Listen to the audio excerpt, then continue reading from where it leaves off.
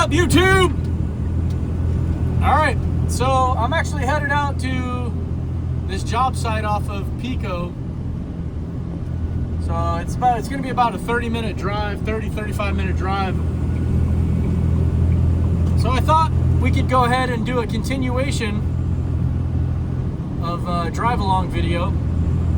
I'm actually not going to be out in Malibu or the Pacific Palisades today. All those job sites are all pretty washed out, and because it's been raining.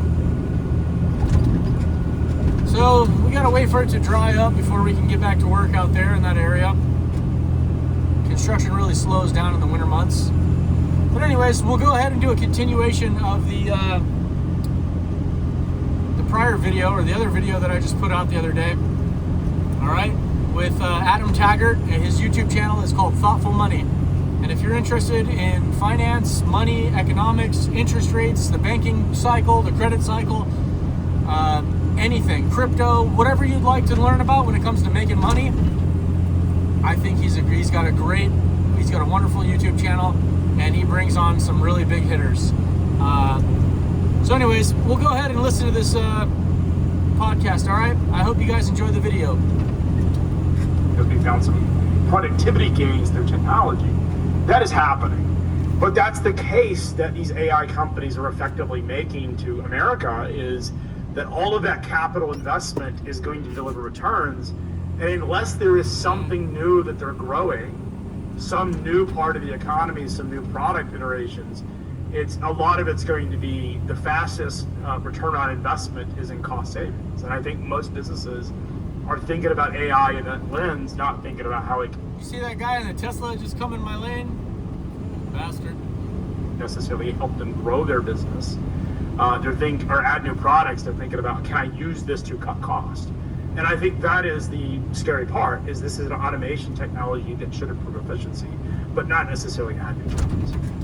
So let me ask you this then. So I mean, what's your concern level right now that in the near to midterm we could have a realization that, okay, the brunt of the AI CapEx spending has been done, and we're realizing that it's going to take longer than we thought to get the incremental profits out of this than we all thought, while realizing at the same time, whoa, the rest of the economy is doing really bad. And so you kind of have the worst of both worlds. You don't get the short-term boon from AI you were hoping for, and then you realize that the rest of the economy is worse than you thought. Yeah, Adam, we're sort of outside my lane, because... What do you guys think about the whole AI thing? Do you guys think that, you're hearing a lot of YouTube channels and a lot of news, coverage about this AI bubble, with NVIDIA, Microsoft, Amazon, Google, all of these web service companies, the stock prices have gone through the roof, right? I kind of think that we're in a bubble too. It really makes sense. I think, but to be fair, I also think that artificial intelligence will be heavily utilized in the future to make companies more profitable and more efficient. But all that really means to me is companies are going to utilize artificial intelligence to do more layoffs. So I'm not necessarily too sure how that's going to be good for the economy. I bet there's going to be some pretty advanced and sophisticated use cases for artificial intelligence in the future, right? But I think what comes with that is an elimination of many jobs. So a lot of them will be in the tech sector. But, to be fair, AI will be utilized in I think it'll be utilized in the military. And if you think that the United States will be in another war in the future, there's a good chance that artificial intelligence, that technology will be utilized in missiles and submarines and aircraft and stuff like that, rockets. Yeah, but I do think that it's in kind of a bubble, and those prices have gone through the roof, and I think it's just a matter of time before you see a correction. But who knows? Anyone's guess, right? Nobody really knows. It's just speculation. until it actually happens. It could continue to, Nvidia, what if Nvidia stock prices doubled or tripled from here, right? It's kind of hard to fathom, but who knows? Nobody really knows. Anyways, we'll go back to the podcast, right? Me predicting when the stock market will catch up to reality as it relates to AI spend and return on investment, I don't know. There are people who profess to be much smarter at... Sure. I don't need a when. I'm just saying, are you worried that because we're talking about, we're masking the downside of the K right now? Yeah. Are you worried that we're going to get to a point where we realize, whoa, wait a minute?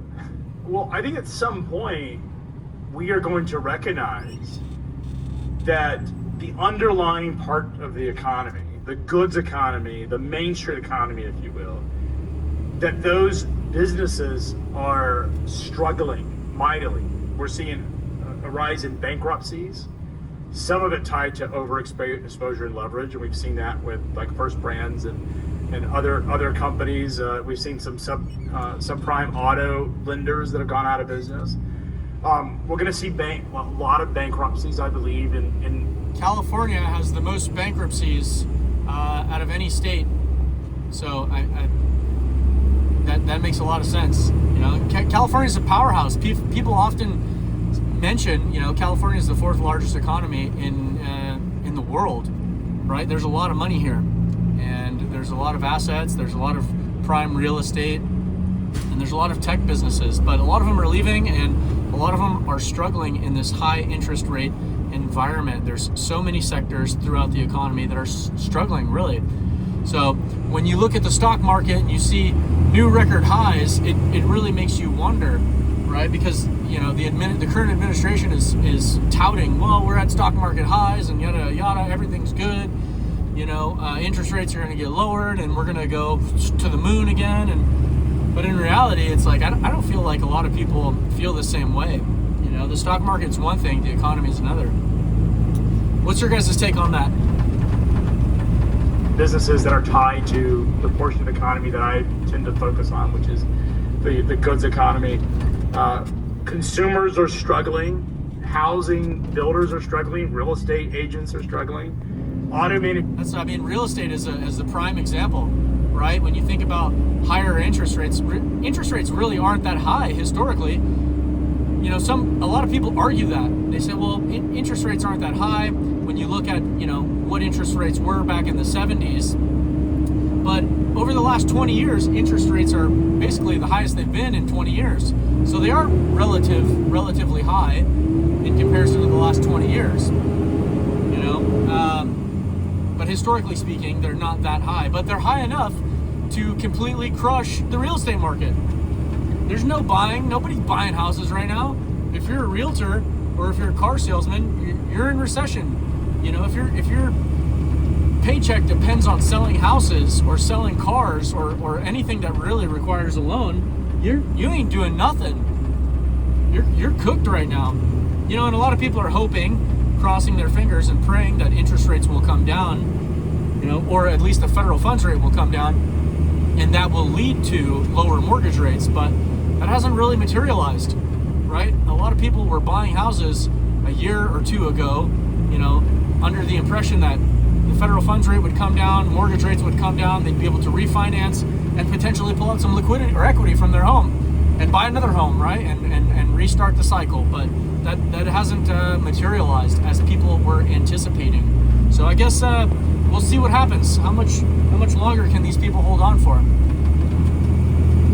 Actors are starting to struggle, and the more we see of that, and there isn't a course correction, then the worse it's going to get because it compounds. When an auto plant shuts down, and we've seen this just in recent days, where the auto plants are mothballing factories. They're not building cars or trucks, or they're cycling off a plant or abandoning projects entirely.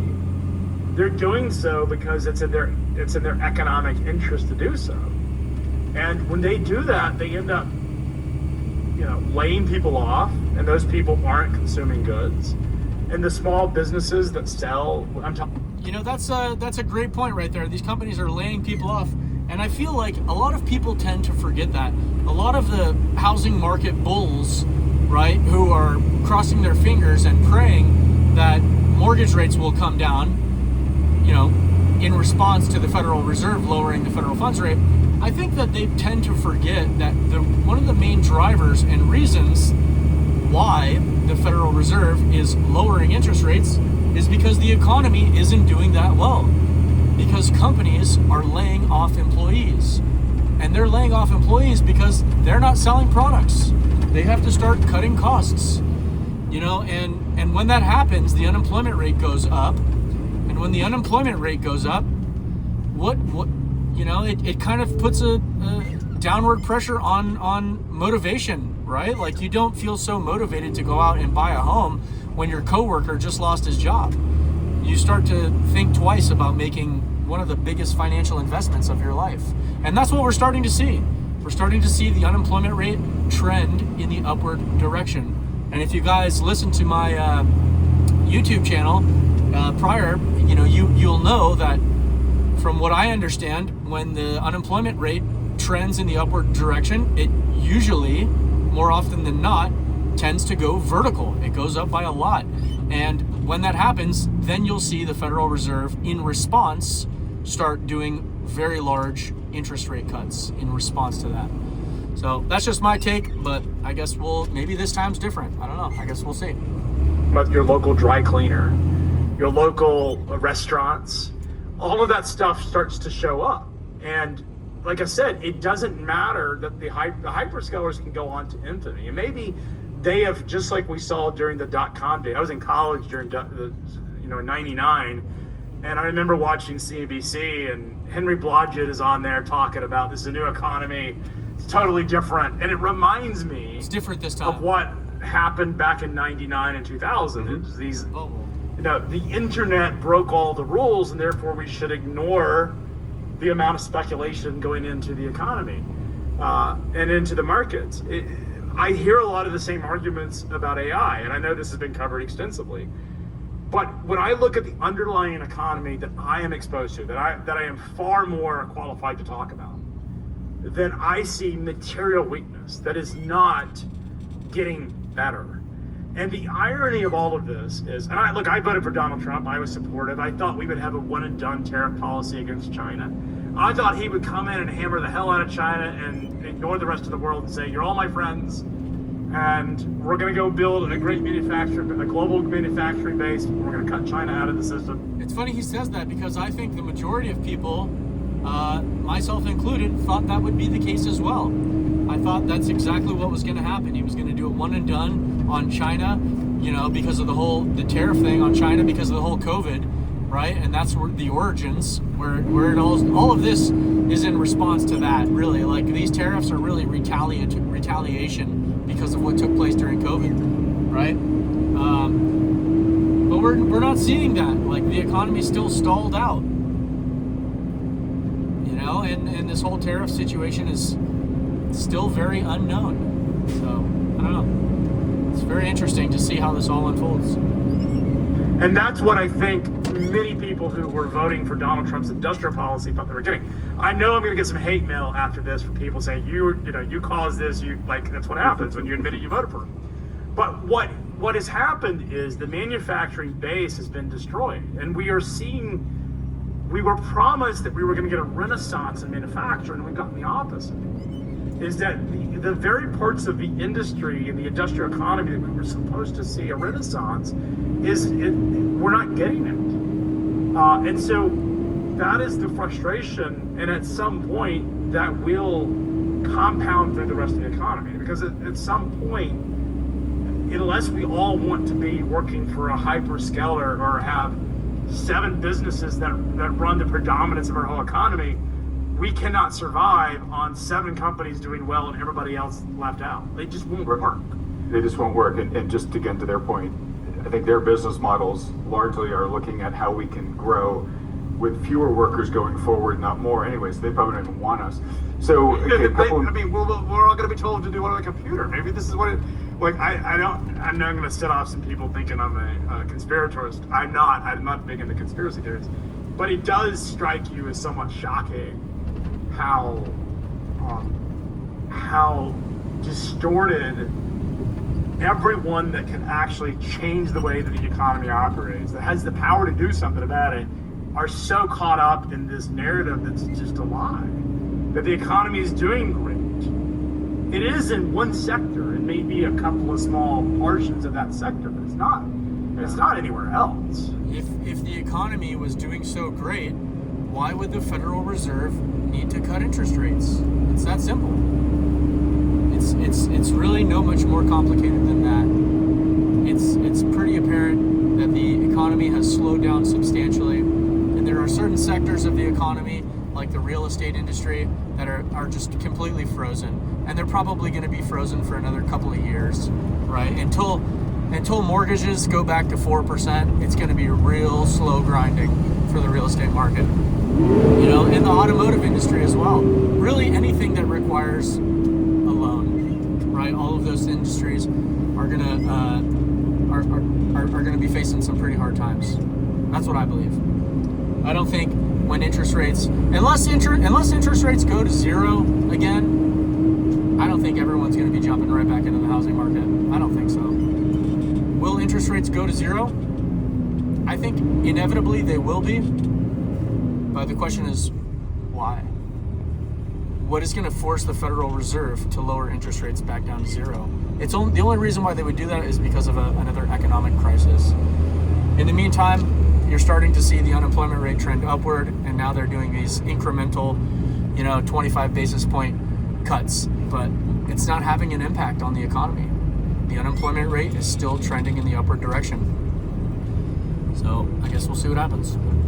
So let me dive into a couple of things. And I'm sorry to have made it a lot about AI, and we'll probably still talk about it a bit, because it is an important element here. And I will say, look, I in one sense I get it from a national security perspective. If they have determined that winning the IA race has the same priority as winning, say, the nuclear race, like I can understand that. So I have to say I agree with everything they're doing, but I can understand them just saying, look, this is the one thing that we got to do whatever it takes. I don't think that's it. I think that is a justification to justify the money and the amount of money that's going into these businesses. These are highly influential companies that have an enormous amount of money to influence policy. Yeah. And if it was strictly a national security issue, then I think we would talk about more investments in the grid, which is going to need to be there. And the conversation's happening. We would talk more about, and we're doing it, the administration is certainly doing things around rare earth minerals and processing plants, but we still need a manufacturing base. I mean, what won World War II is the fact that car factories were able to produce tanks. We produced 500,000 airplanes during World War II. Like, you win wars through supply chains, and you win wars through manufacturing. That's what it will take to win a war. If this is truly a national security policy, then we would be driving billions upon billions of investment into the goods economy and trying to drive to prop that up, and that's not happening right now. Well, so let me ask this question, and it comes out of ignorance of the details, but the Trump administration, and again, I'm not here to argue any partisan side, but the Trump administration, I think, would say, hey, Craig, look, like, what do you think we're trying to do with all these trade deals and tariffs? And we're trying to basically bring foreign investment back into the U.S. and tell people we're going to tariff you unless you build your cars or your whatever here in America, in American factories, American workers. And this stuff just takes time, but we're going bananas on it. We've been running all over the world for the past 6 months doing it. What would you say to that? Well, if it were working, the data says it's not. I mean, I think on its surface, the narrative is there, and perhaps the intent is there. But when you look at the data, we are not driving manufacturing. There's no manufacturing renaissance happening. In fact, if you go back to the first quarter, and when Donald Trump first took office, it was daily, it felt like. He had some CEO of some company that was talking about $1 billion plus investment in America. And some of these were like $100 billion or whatever. We're not getting a lot of those announcements because companies have moved to the sidelines. They've moved to the sidelines because there's massive uncertainty. They don't know what is next. And the issue is, if you're going to build a plant, and let's say it's $1 billion, and you still source material from all over the world because raw materials do come from other places. If your tariff is 10%, if that's one thing, but if you can't predict what the tariff will be 5 weeks out or 5 years out or 2 years out, whenever your products are going to come in, it makes it nearly impossible to have the confidence to make investments. And that's what's happening is companies are not hiring. They're not expanding their operations.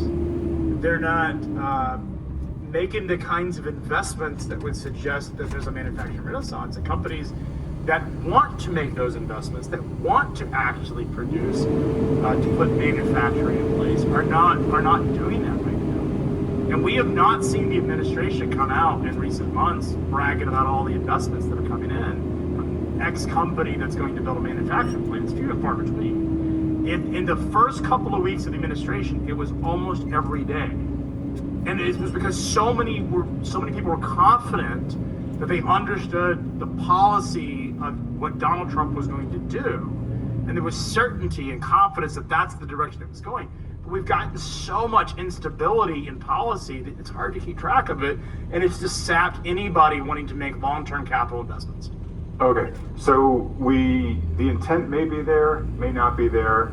Maybe reshoring is right in the rescue. It's just going to take longer than we think. Maybe not. We don't know for certain. What we do know for certain is that freight volumes are anemic, and that freight volumes are anemic, and it's very easy looking at the data that we had to tell that it's not retail goods that's the problem. It is the manufacturing. It's auto, it's energy, and it's housing is where the problems are. It's that portion of the economy specifically. Anything that requires a loan, right? All of those sectors are huge drivers in the economy. The real estate market, the automotive market, and the manufacturing industry. Real estate's dead. Ford, General Motors, Toyota, those car companies, they're not selling shit. And the manufacturing, well, you can no longer utilize cheap illegal labor to manufacture cheap goods in the United States. So, if you get caught, you're in big trouble now. Before, you used to be able to exploit the hell out of these people and turn profits, but it's not looking like that's going to be the case going forward. So, not retail. Retail is basically flat. So we are not seeing erosion in the quantity of goods purchased. We did in October. We're actually up 7% year over year in goods purchasing or goods shipments through September. It dropped back to basically flat in October. A lot of it's probably related to SNAP benefits and government shutdown and things like that. But what I'm looking at right now, when I talk about softness, we're talking about those sectors of the economy that, again, are the base of our economy. Right, it's the get stuff done part of the economy that is looking sick. And the retail, like you said, it's not looking terrible, but it's not looking super strong either. And there too, we have a tale of two stories where a lot of the purchasing is being done by the top 10%, masking a lot of trouble in the bottom 50+%. Yeah. So let me ask you this: so in the part from your piece that I mentioned, which was largely focused around trucking, but I sense when you're talking about freight volumes, you're putting everything in there, trains, shipping, all that stuff, right? Okay, but just in the trucking world, right, where I believe, correct me if this stat's wrong, but I believe like the number one middle class job in the country, I think, is trucker or something like that. I mean, it's the number one job in 29 states is really the sort of narrative that's there. I mean, there's 3.5 million truck drivers in the United States. Okay. So it is as a job classification, it is a very... And a lot of those truck drivers, whether people believe it or not, are competing. They're competing with foreigners. They're competing with the Chinese. They're competing with Koreans. They're competing with Mexicans. They're competing with Indians. A lot of the times, whether you believe it or not, these people will come into the country illegally, into California, and they will apply for a commercial vehicle license, and they'll be able to get their commercial Class A license with all of their endorsements, except for hazmat. They're able to drive everything except for hazmat because that requires social security number and TSA clearance. But other than that, they can transport goods. Once they get that commercial license, they can drive anywhere in the country. It's pretty simple, and those are the people that truck drivers are competing with, right? And if you're a trucking company, why would you pay Cameron $120,000 a year when you can pay some Indian $60,000 a year, right? And he lives in his truck for 6 months, and he sends his money back, American currency, dollars, he sends it back to India. And he utilizes and exploits the exchange rate, and his family lives a much better life. That's what's taking place. 100%, that's what's taking place. Important job for so much of the economy. Okay, so number one job in 29 states, and this is a very and that's been taking place for decades, for years and years and years. This isn't something new. This has been going on for a long time. It's been going on for as long as I can remember, or as long as I've been in the trucking industry, for at least 10 years now. So sector. So you put out the risk of the market eliminating 600,000 active drivers. What if that indeed materializes? What are the knock-on effects of that? Right, because that hits consumer spending, not just from those 600,000 drivers, but also all those businesses that depend on. You mentioned the corner coffee shop, the gas station.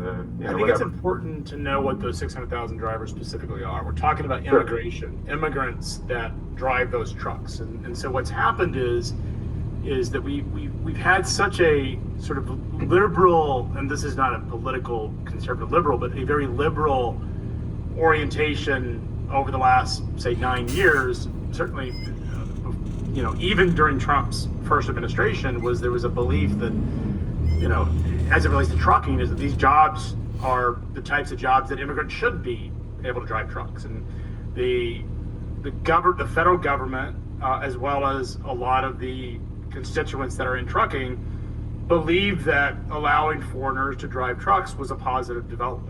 Sure. Well, for them, cheaper labor, for the administration, you absorb all these illegals that are coming in, or all. They bought into this narrative that there was a driver shortage, and they bought into the story that because of this perpetual driver shortage, that we needed to basically open up truck driving jobs to anyone. And they eliminated the barriers to entry. They eliminated the training requirements, the qualifications. I mean, it's actually quite disturbing when you hear how easy it is to get a CDL and drive an 80,000-pound truck down the highway. Well, we've been hearing a number of nightmare stories about that now, with folks that don't even understand English getting into But that's not even the half of it. If that was it, if the person didn't understand English and we stopped there, then that in itself is not great. But that isn't the worst thing that has happened. The industry in 2021 came out with the Federal Motor Carrier and Safety Administration came out with new guidance that eliminated the training requirements for truck drivers. And basically, there's 2,000 registered truck driving schools across the country.